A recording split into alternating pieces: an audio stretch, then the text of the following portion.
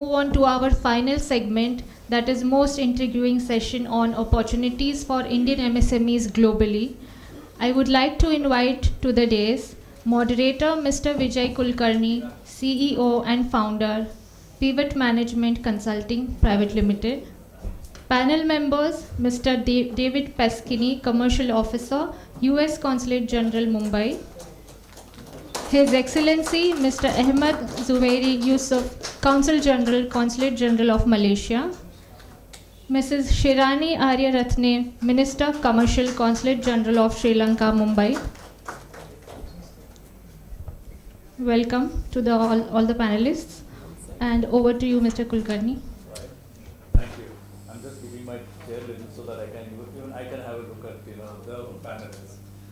So very good afternoon to our distinguished guests, as well as the attendees who are online, as well as digitally joining us.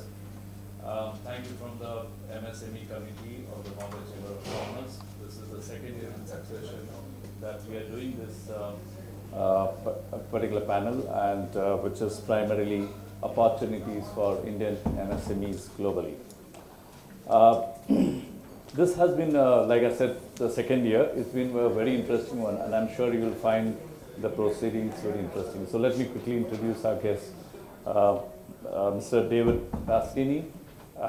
In fact, it's a very unique role that he's had amongst the many diplomats that I've come across, and at different points of time he's represented different countries. So David has been with the US Foreign Commercial Service since April 2022, and in Mumbai since August 22. Prior to commercial service, David served as the UK Consul based in San Diego, San Francisco, California since October 2016. In this role, he was responsible for his political and economic relationship with San Diego County.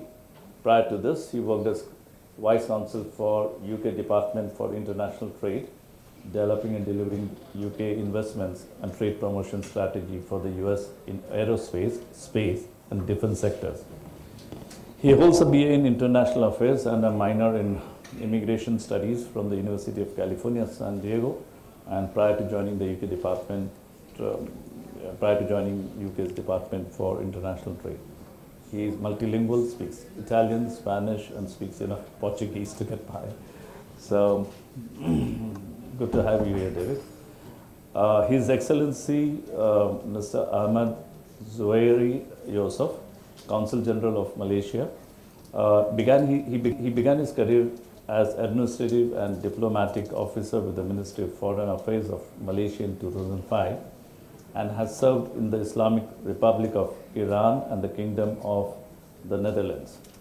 His experience with the Malaysian Foreign Ministry, amongst others, working as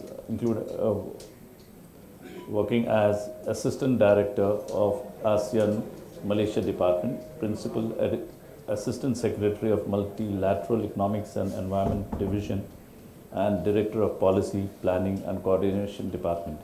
Interestingly, he's been the Consul General Malaysia in Mumbai since October 22. So we have two gentlemen who are in India since 22, but I understand this is his second stint into India. Yeah, right. The third and an interesting personality we have is also Mrs. Shirani Ariyarathne. She served in the Sri Lanka missions in Egypt, China, and Belgium. She is presently holding a diplomatic rank, Minister Commercial of the Sri Lanka Consulate in Mumbai. Prior to this position, she was the chairperson of the Rules of Origin Committee and the head of Rules of Origin Division of the Department of Commerce in Sri Lanka. Thank you for coming to this panel. Now, before I get on to the main theme, I just want to share a few thoughts about the MSME segment in India, so that it just gives you perspective. The MSME accounts for 29.15% of India's GDP, adding up to 45.56% of India's exports. We have a ministry dedicated for the MSME segment, as also an act which has been operational since year 2006. The recent interim budget announcement contain benefits for the MSME. So it's always an investment which is growing in for this segment. The MSME segment of Bombay Chamber of Commerce with the Asian Development Bank engaged in a program to facilitate exports amongst India, Vietnam, Thailand and Cambodia. We have a chairman of the MSME committee, Rajay here. The previous gentleman spoke about wealth creation. Now India has over 860 listed SMEs. Last year there were 600, so in just 1 year we added another 260 companies with a market cap exceeding $21.1 billion. Last year it was about 14 billion. So there's a 50% increase in the valuation of these companies. So there's a wealth creation by SMEs, and this is a very small number. Because from my association with the exchanges, I understand we have another 20,000 lined up to be in the market over the next few years. The recent announcement, the India EFTA announcement, will also give a significant boost to the MSME segment. Now, with this background on the India story, the theme of this session is export, the merits of exports. I think we all know it. It's about employment, it's wealth creation, it is about fostering trade between the countries, etc. In effect, it leads to wealth creation for all those who are engaged in this. To our distinguished panels on this panel, they represent over 50 years of collective experience. They represent what it takes to export with a focus on what they have been doing so. They will provide valuable insights and potential opportunities to collaborate. The theme is wide, it's diverse, and has something for everybody, especially on the best practices. This theme was conceptualized by the MSME committee, keeping in mind that we want to promote best practices and foster trade between the countries involved, and so that relationship also build up. What we will also do on this session is touch on the drivers of export, the challenges, what makes the jurisdictions attractive for Indian SMEs, and how they will utilize India for innovation. So it's it's both ways. It's not just the Indian exports, but it's also what can be done to build the relationship. Just for everybody's consumption, Indian embassies represented in over 110 countries actively engage in promoting exports. So this could be another forum which can be tapped for promoting trade. Now with this, what I'll do is the whole session will be more like a fire chat. I'll have certain questions up there and leave it to our panelists to share their views. We will have the Q&A after all the questions are done. It will be crisp. And with this, my first question to the panelists, and it's a free flow. Okay, what would be interesting is to touch on the drivers of export, the challenges, the potentials, the collaborative initiatives, utilizing India for innovations. What do you think are the other factors that can lead to the growth of, or have led to the growth of MSMEs in your countries, or can lead to collaborations?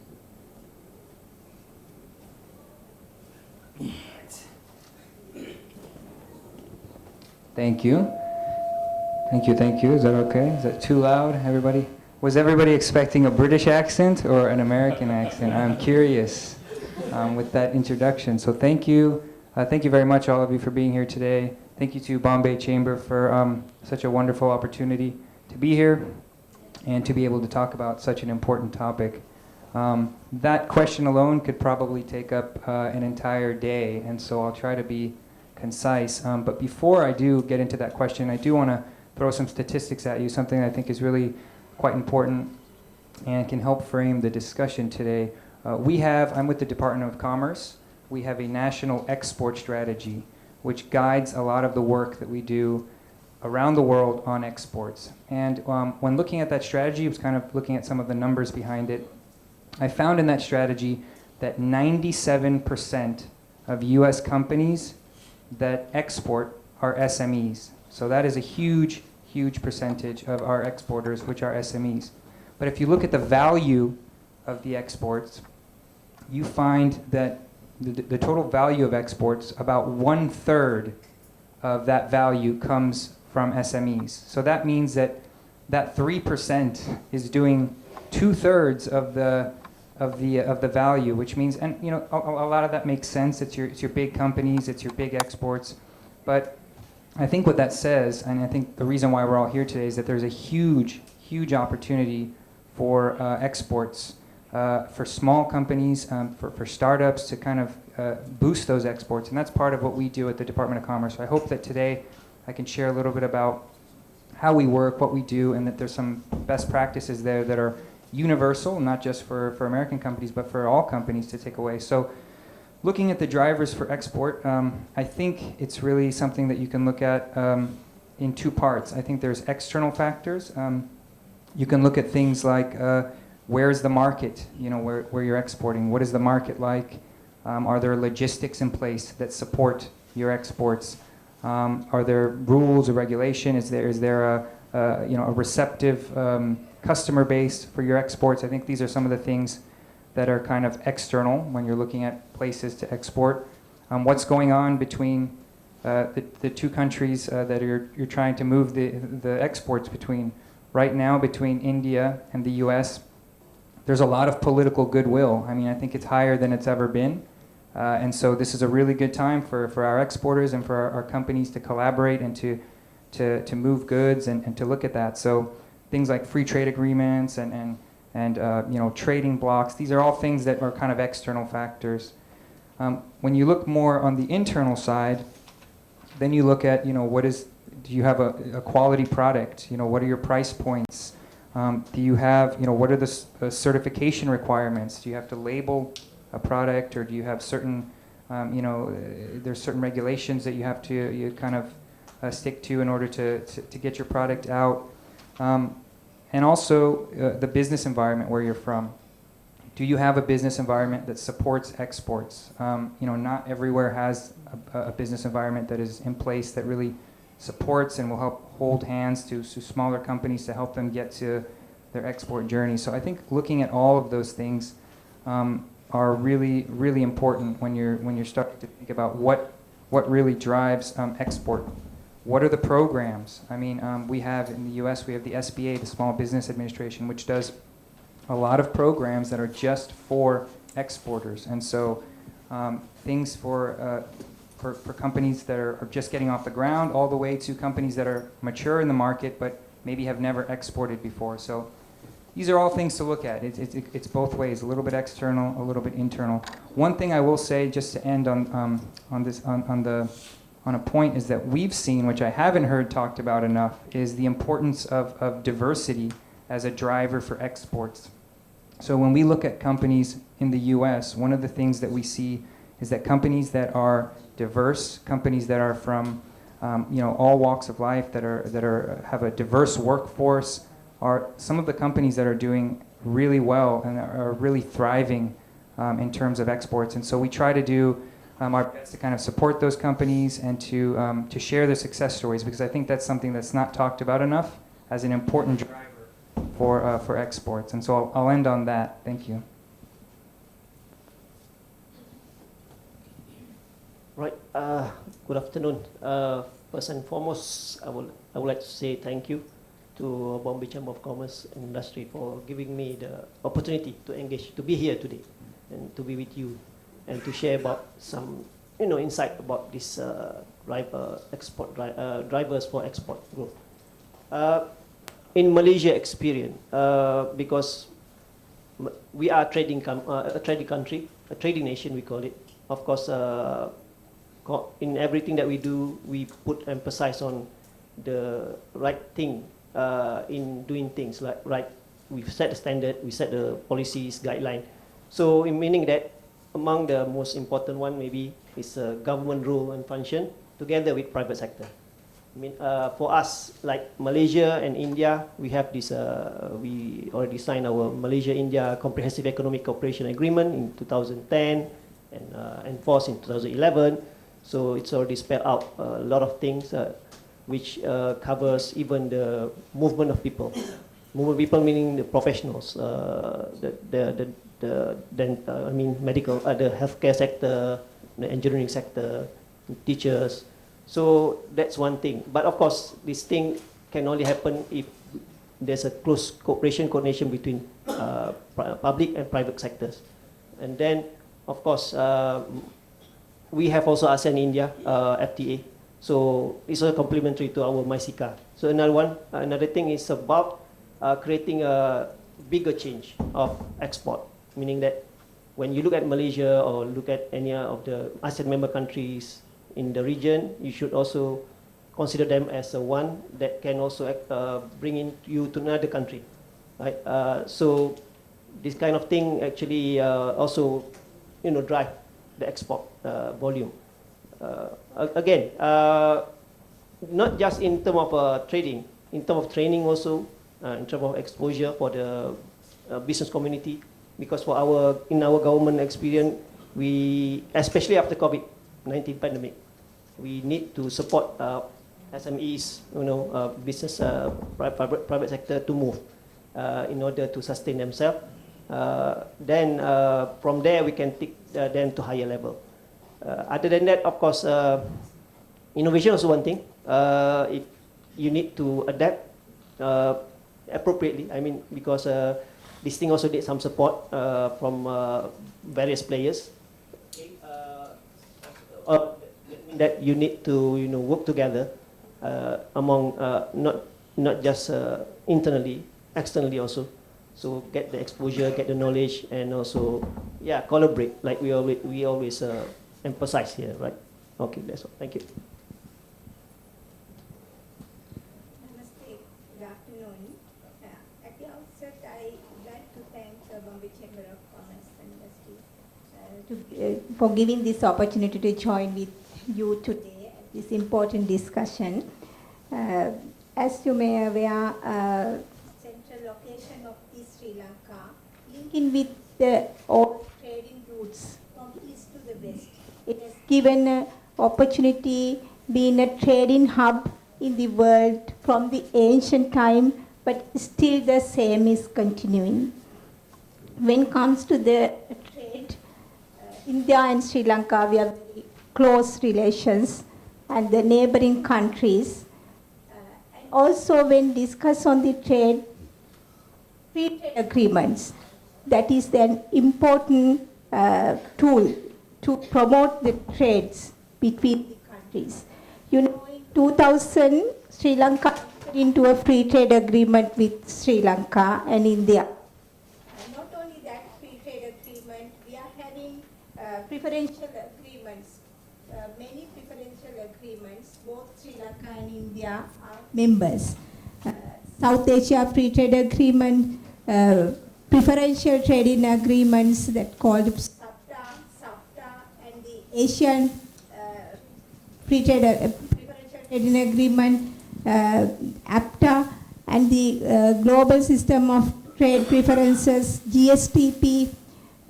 All agreements, both countries are members. When we become a member of different agreements, you know that under one trade agreements, not all the products are qualified for the duty concessions, because there is a requirement to obtain that facility.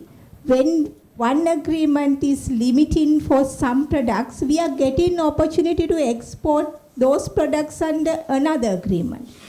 In that context, Sri Lanka and India are having a very big opportunities to connect with the free trade facility.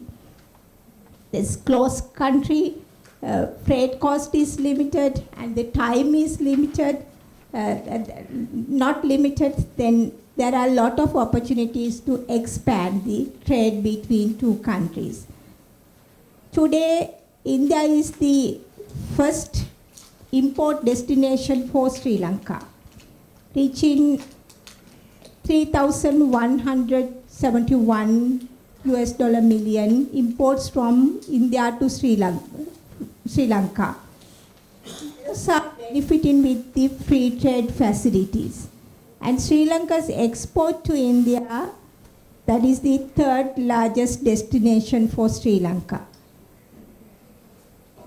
other than the FTA facility, that is the one we are having only for the goods sector. Now we are in the negotiation for expanding this existing free trade agreement covering the investment and services sector. These days we are having these ongoing negotiations. We expect to finalize it in the near future. Then what are the barriers we are having? We hope we can cover those things at a win-win situation for both countries. When it comes to the SME sector, like all other countries, Sri Lanka also having a big role for the SME sector. 70% of the enterprises are under the SME. Out of that, 20% of the Sri Lanka's exports are covering with the SME sector. 40% of employees are under the SME sectors. With that background, SME sector promotion from both India and Sri Lanka, there are many potentials to further collaborate with that. Not only with the bilateral agreements or the regional agreements which both countries are members, but other than that, Sri Lanka is a beneficiary, one of the a few countries having GSP plus benefits for Europe, UK, and some other GSP donor countries. For those benefits, under these specific agreements, they are given a flexibility to utilize SAC accumulation facility. India is under SAC country region. Therefore, Indian raw materials we can use to manufacture in Sri Lanka and export those things to Europe with the GSP plus benefit under zero duty. There is a huge margin of preferences. Because of that, we are getting a big market for that. Then that's why most of imports we are importing from India, we can utilize those for manufacturing in Sri Lanka. And because of the lower cost, freight cost at the timing, and most of the raw materials that climate is similar, we can import from India to Sri Lanka. Those benefits are huge, and there is further opportunity to expand those opportunities. One example, Sri Lanka's major industrial exports is apparel. But we have very few fabric manufacturing plants in Sri Lanka. But India is having a huge fabric manufacturing. Then we are importing fabric from India to Sri Lanka. We have very skilled labor for manufacturing of apparels. Then we import from you and we enjoy with the zero duty concessions when we export those apparel to EU countries. But still we have huge potential to expand it. While we are importing from India, the same way, already there are some investment, but there are huge opportunities to expand investment in the manufacturing of fabric in Sri Lanka.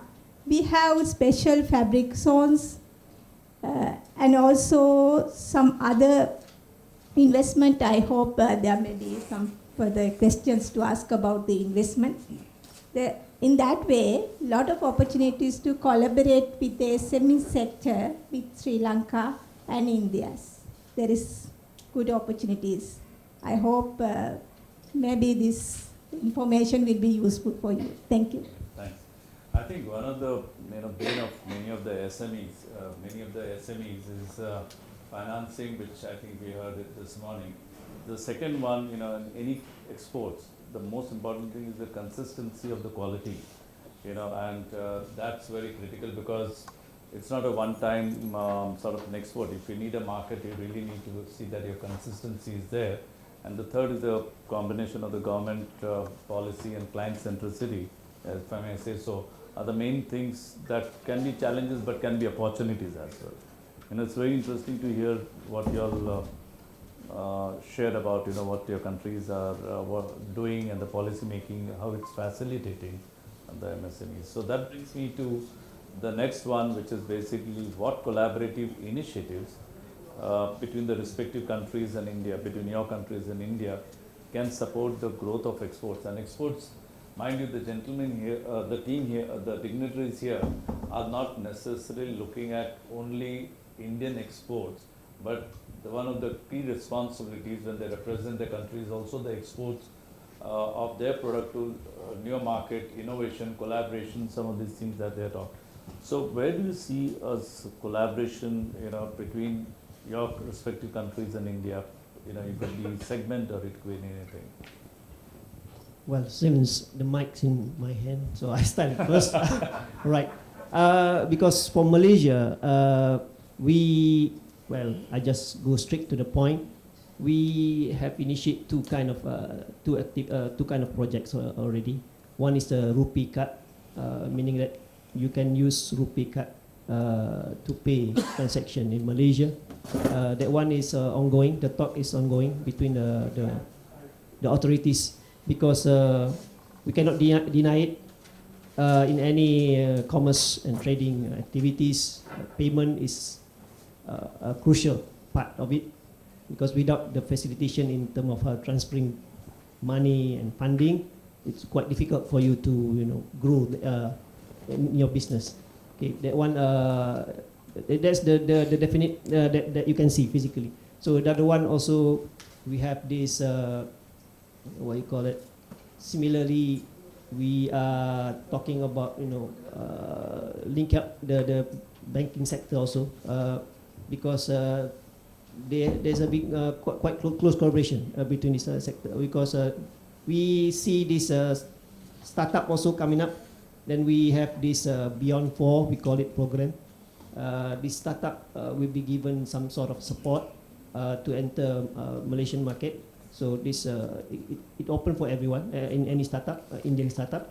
It's also starting up. It's the beginning. We just begin this year, I believe.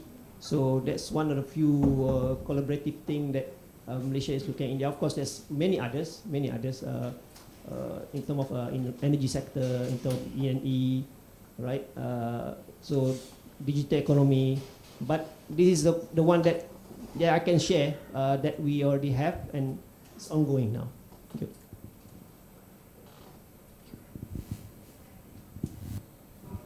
All right, thank you. Yeah, that's another question that could probably fill an entire session. But a few things. One, as Consul General mentioned, what India is doing on payments is pretty revolutionary. I mean, I think that's a huge opportunity just around the world. And I think, a rising tide lifts all boats. There's an opportunity for that to raise an entire ecosystem of companies. Two things that I'm seeing really when I look at some of the collaborative opportunities, some of them we're seeing are already happening in their collaborations between companies. I mean, we'll look at two examples that come to mind. One is we just saw that General Electric, which is a massive manufacturer of jet engines, has partnered up here to make those jet engines in India, and those will be exported throughout the world. And while that's important for small companies, because it'll be a supply chain of MSMEs that will be supporting that manufacturing that's done here in India. And so again, it will kind of boost the entire ecosystem. We're seeing that with semiconductors too. That's where we're seeing a lot of these collaborations happening that will drive exports and will drive business. I mean, India is positioned to become a semiconductor hub, and so again, a lot of small companies will benefit from that. Companies that support that ecosystem. So, warehousing, logistics companies, companies that operate clean rooms and the institutes that skill those companies. I mean, there's so many things there. When I look at collaboration, one of the things that I think, from the top level, which really is driving a lot of the business is when the Prime Minister visited Washington last year, we had some pretty landmark announcements, and one of the ones that came out of that was this initiative on critical and emerging technologies. And I think if you look at that framework, that will guide much of the work that we do together with India and much of the work that our companies do. And essentially this framework is a way that our two countries can work together to develop some of these technologies, things like quantum computing, electric vehicles, semiconductors. There's a list of these technologies to work together and to really help integrate our supply chains and to help India to become this supply chain hub, which it's becoming. We just had last week an innovation handshake. This is something that we did in Delhi, and essentially this is part of this framework, of critical and emerging technologies. And we took startups from India and startups from the US. We put them together around the table. We heard about some of the issues, some of the regulatory issues. We came up with some tools that they could use. And this is going to be a kind of an ongoing dialogue and an ongoing program to bring our startups closer together. So this is a collaboration that we're doing now in real time to bring our startups together. And I believe they agreed. I don't have the dates on me, or I don't know if the dates have been announced yet, but I think they're looking at doing a hackathon in Silicon Valley. And again, that'll be something where we have a challenge, a pending challenge, and we'll have Indian and US companies working together to solve that. And our hope is that new partnerships will form out of that, and that we'll make it easier. We'll give these companies the tools to work together and to promote them working together. So those are some of the big kind of top-down collaborations that I think are really gonna take this relationship to the next level, and ultimately will benefit small and mid-sized companies and then startups. In the end, that's the idea. So. Talk about the collaboration. Actually, chambers can do a big role connecting with the two-country participation. This is also one kind of initiative we really appreciate with that. And also the trade fair participation, that is with my experience, I consider it as a very good opportunity, because they can come with the product samples and an opportunity to introduce their products and visiting their factories and physical touch with the products. That is a big opportunity. When come to that, Sri Lanka, I think it is okay. I can give that opportunity to explain you. We don't have much exhibitions with the multi-product sector participation. We have, you may know about Ceylon Sapphire is very famous. Gem exhibitions we have, and the apparel, textile exhibitions, then Ayurveda products. Both countries is having, we can have a collaboration with that sector. We are also having some exhibitions that participation is very useful, and the coming months. In June, we are having an industry expo. Previously, it was not focused with the international participation, but this year we are inviting, we have sent the invitation to the chambers also. If you can participate that exhibition, then you can connect with the many buyers. And also some companies can participate with the import-export both sides, then the same way they can connect with the buyers and sellers in Sri Lanka. Like that exhibition participation, trade missions, and the awareness sessions, as my other panelists mentioned about that. That is also very important, because especially in the SME sector, when they come into the export segments, that is very important to have an idea on what kind of rules, regulations, standards, certifications is required. Then conducting an awareness session, connecting with the stakeholders, institutions, that in standard institutions, and when some regulations implementing, that rest period is very much important to give that information to the SME sector. That kind of collaborations is very important. And also when come to the SME sector, that financial barrier is huge, because to get it into their products, into the export standards, then connecting the joint venture partnership, that is also a good collaboration we need, and the technical exposure, not only for the buyer-seller meetings, getting visiting delegations to have an exposure programs, the both way. And also for the one kind of exhibitions we do for the catalog exhibition. That is also a very useful thing, I think, to find a reputed partner. Because if a bigger company face for the trade complaint, they can bear it. But for the SME sector, it is difficult. If we think about this is their first export shipment, they couldn't find a good partner. If they lost that at the custom or the payment method, then they will lost it. It's difficult for them to come back to the export segments. Then finding a better partner, reputed partner, that is very useful. Through a chamber, we are getting a good partnership to get to find recommendations. That kind of collaboration is very useful. Thank you.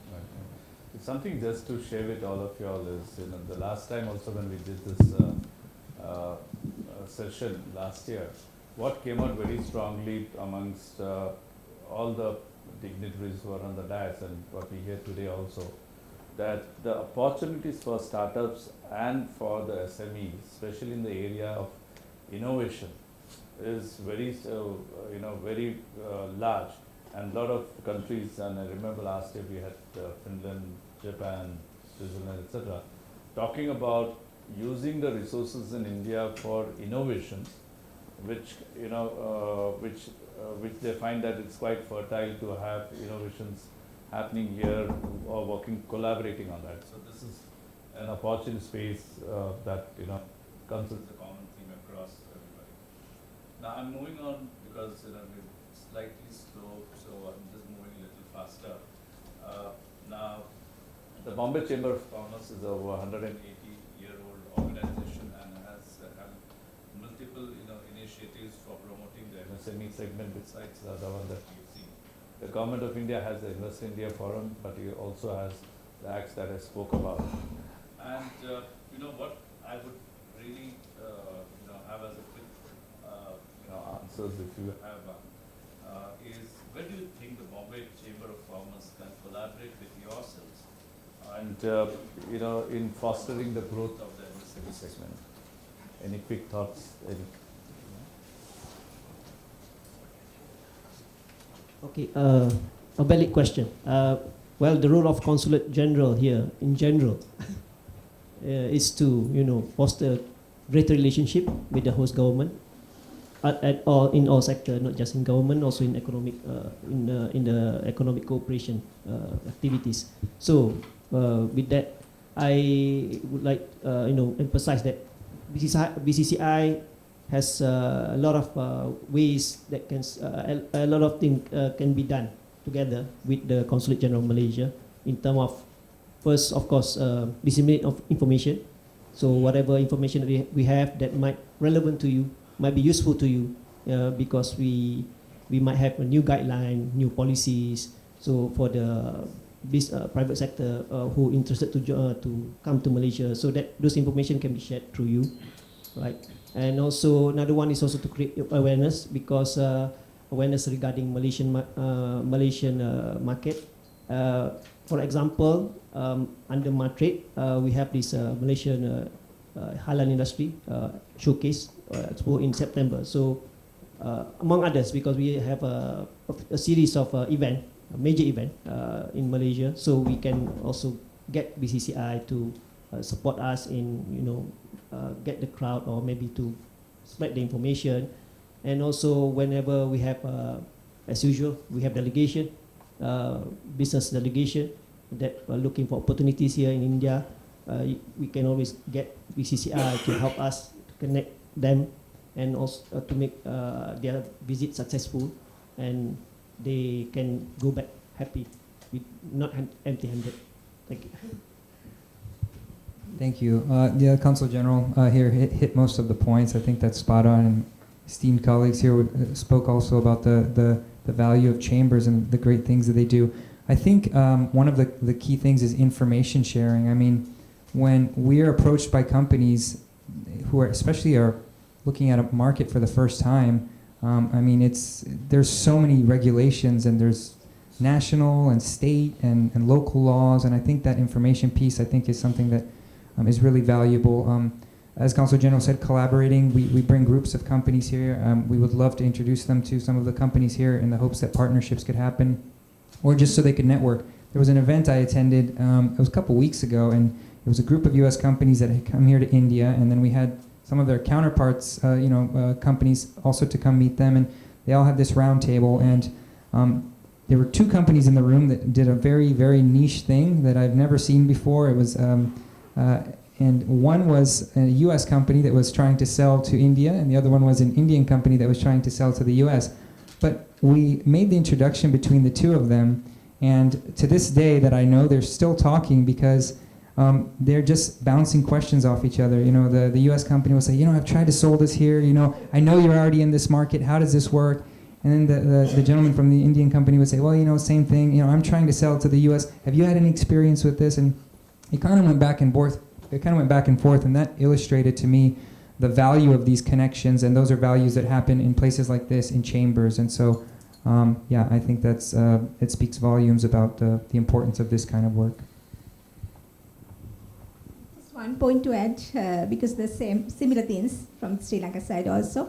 But in addition to that, I hope normally we are also having cooperation agreements, MOUs with the chambers. But rather than the normal MOUs we can sign with an action plan for the next year. What are the action plans? Then those things can include into the chamber activities when they are preparing the activity plan for next year. That will be useful in addition to this. Thank you. Very interesting insights, you know. Very interesting insight. Very interesting. All right. I think, David touched on a very interesting point, and I was just going to come to that part of the question, but, he's done half the job already there for me. A lot of Indian SMEs are looking, to put footprints into the global markets. And obviously the first thing is, what are the legal, what are the taxation, what are the constraints, what are the culture, because you need to be sensitive about all these things. And this is where I bring that whole program which the Bombay Chamber of Commerce had done with the Asian Development Bank in trying to get the SMEs to collaborate among 4 countries. So I think the question I have then very quick, you don't need to be too detailed, but they can so that they can always come back to you. The one question I have is, if a SME from India wants to set up a unit in your countries, so is there do they come to you? Do they go to any particular body? Do they, how can that ease of doing business in your country be facilitated for SMEs? Okay. Since I'm the Consul General, so they give me first. So, for Malaysia is easy because our setup here, we have a Malaysian Trade Promotion Agency, and we have also Malaysia Investment Development Authority here. We have a branch office here in Mumbai. So they covers Western India. But of course, we don't apply, there's no wrong door policy. So if anyone interested to know something about investment, how to invest in Malaysia, you can always approach me or Nafatun or Madrid or Sumaida. Then we will direct you to the respective authority. Yeah. So that's about it. Thank you. Same as for the Sri Lanka Consulate here for the covering the western region, Gujarat, Goa and Maharashtra. If any inquiries regarding the investment, they can access us. Then we will provide the information what we can. If they need more further information, now with the COVID situation, we started with the conference calls.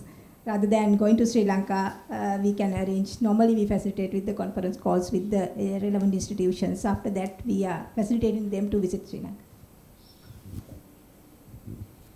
Yeah, same at the consulate. We're always looking to support investment to the U.S. And we have a program specifically for that called Select USA, and this is a toolkit that's available where you can, we can introduce you to the various local authorities in the various states where you're interested in doing business that can have a conversation with you. Every state in the U.S. is different. They all have their different incentives, and they have different.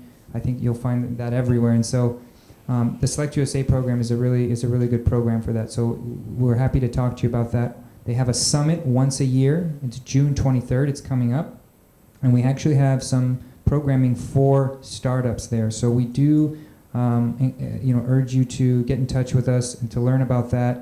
That is a program that you apply for, and then if you're selected, we bring an Indian delegation of startups, and there they'll do a pitch session to investors. We'll have a lot of things that can really be useful and can help you plan your journey to the U.S. market. And so we're happy to connect you. I have some colleagues here. Jay Shri Shemli, put those hands up. Say hi. I gotta embarrass them at least once a day. Between the three of us, we can help you and guide you and make those introductions. But always happy to support. Even if it's just you want a good restaurant recommendation in a city that you're visiting, I'm happy to give you that too.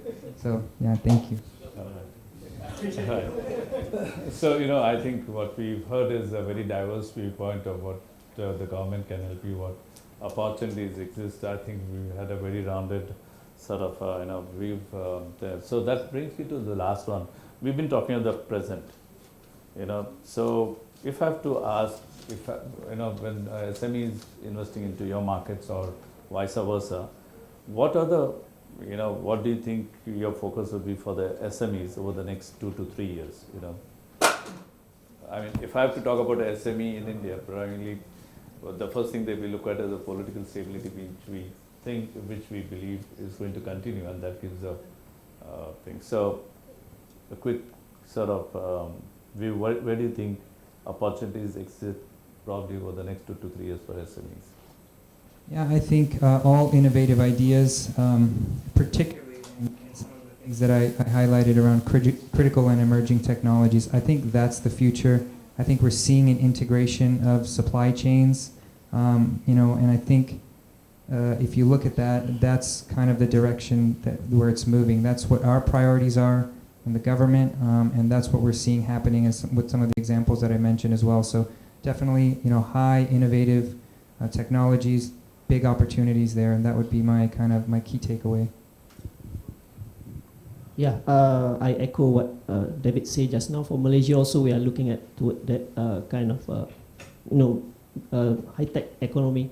So we are actually embarking on this transforming our economic sector with this new industrial master plan. So we are working at improving our manufacturing sector and other related services sector, so that we will have these highly skilled workers and employees. So for the to prepare ourselves for the future. And in terms of Malaysia, India, SMEs, of course, this again I reiterate the sector that I mentioned earlier, the renewable energy, the E&E, electrical and electronic component, and also this what you call it, startup. So these three among that we will give priority, because we need to adjust ourselves, adapt with the changes, right? Through this master plan, we are inspired to become the 30th largest economy in the world by the next few years. Of course, if everything goes to plan, because at the moment we are at the 38th among the top economy. Yeah, but numbers, apart from numbers, of course, we actually looking up to grow up. Growing together, because Malaysia and India, we have these civilizational ties, right? When India is looking at to become third largest economy, of course, we are also inspired to become one of the top economy also in the region. But of course, it's in complementary kind of ways. We can always grow together and work together, and of course, there's always room for collaboration. Thank you. As conclusion, I would like to say, for next 3 years, the expansion of the FTA, now we are negotiating. It is covering trade, investment, and services both. Then that will be a major opportunity to collaborate and the streamlining for the future. Coming into that, the focus sectors, now tourism also booming in Sri Lanka, when it comes to the service sector, and also combining with the investment side, tourism sector investments. I'm happy to say India is our largest tourist arrivals from the world. Last month, in January, it increased compared to last year 106% from India to Sri Lanka. But from Sri Lanka also, we are having tourists to Sri Lanka, India. When it comes to the religion side, Buddhism, that's India is our major Buddhist destinations. We are coming to India, and also now next month we are going to have an wildlife photographic exhibitions in both ways. We are promoting Indian wildlife in Sri Lanka, and parallelly Sri Lanka wildlife photographic exhibitions will be held in Consulate. In that way, all the segments, as a win-win situation, we can have a good collaborations, tourism side, investment side, and the trading sides. When it comes to the trade sector, specific product sectors, manufacturing is very important because India SME sectors can have, there is an opportunity to collaborate with the Sri Lankan manufacturing segments. One is the food sector, food manufacturing, because there is a lot of food waste in Sri Lanka. If we can do the manufacturing of foods, those are the important product segments, high margin of preferences for the EU markets. But still we are not utilizing fully. Then that opportunity we can share with the Indian investment in Sri Lanka. ICT sector, and when it comes to the gem and jewelry, Sri Lanka is, with our former name Ceylon, there are many products world famous like Ceylon cinnamon, Ceylon sapphire, Ceylon spices. Then with that name, we are having brands, promoting country brand like that. Recently we promote cinnamon extracts in India, like value added productions rather than exporting the raw materials. There is a big opportunity. When come to the India, not only targeting the Indian market, now India also expanding their value additions, productions, like tea. You are getting into the tea value additions, market, targeting with the world market. For those things, Sri Lanka tea, we can utilize the Ceylon tea that is world famous for that. There are a lot of opportunities like that to get into the trade, investment and tourism. We may having a good expansion with the EDCA finalization. We hope we can do it this year. Thank you very much. We hope you will get a good insight with this discussion. Feel free to discuss it. So, that is very well rounded. So, we have time, we are overstepped on the time. I realize that. So, if we can take 2 questions, but please keep it brief.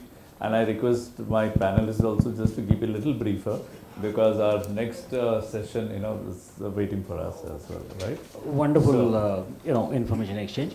One thing, to make it sweet and quicker, swifter, is instead of giving the list of possibilities, can you declare, preempt the list of negative items which cannot be collaborated with, your counterparts there. So we will shut that book, and then we'll act or focus only upon the happenable things. If it is possible, that will shorten the time. Because, see, in long term, we all not be alive. We have to think of short and medium term only now. So, if it is available on some websites of the countries, respective country, well and good. Otherwise, if you can. Yes, sir. Yeah, Indian trade portal is available and the Sri Lanka trade portal. Both information are available.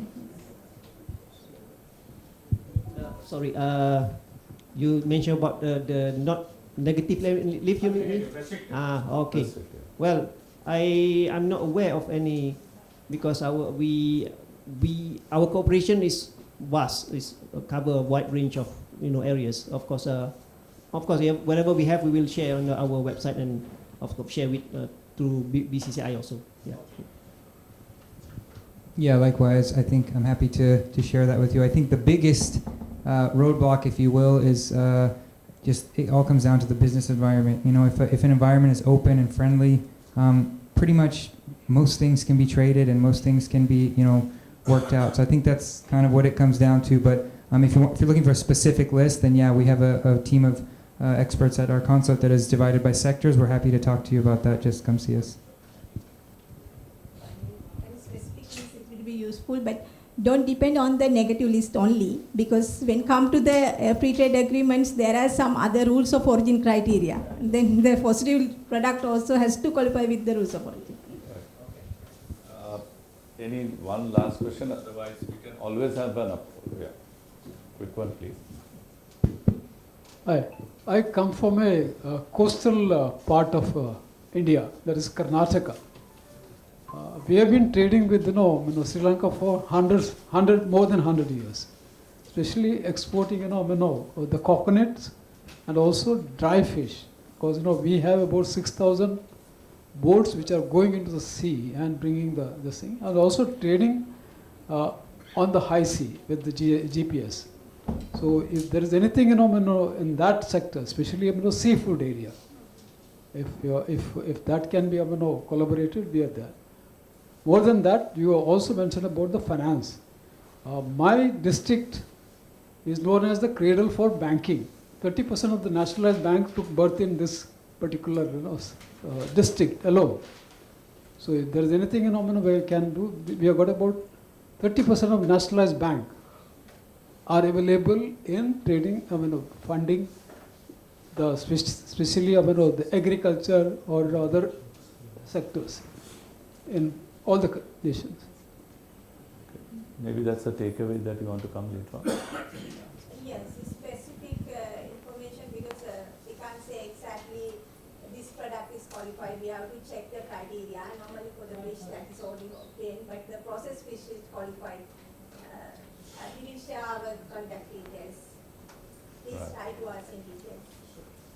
Feel free to contact us anytime. We will be happy to help you. So You are regularly coming to World Trade Center, so Yes. right. Yeah, thank you so much.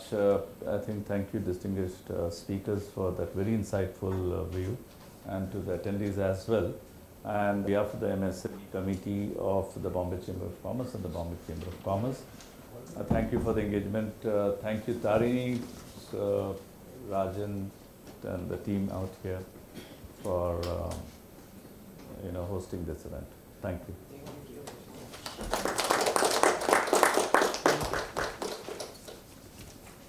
Thank you to all the panelists for this engaging panel discussion.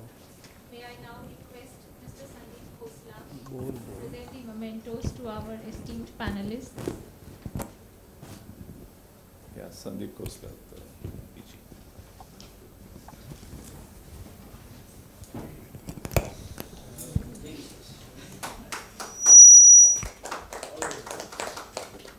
Thank you, Mrs. Ariyarathne.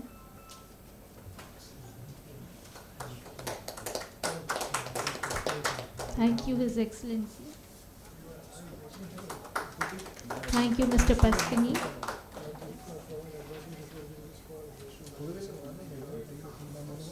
Thank you, Mr. Kulkarni.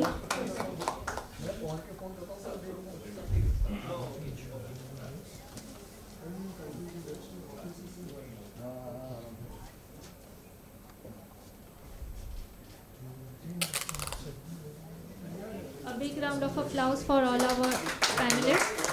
Before we conclude the session, I would like to invite Mr. Hemant Tavde to deliver the closing remarks and vote of thanks. Over to you, sir. Hello. बोलो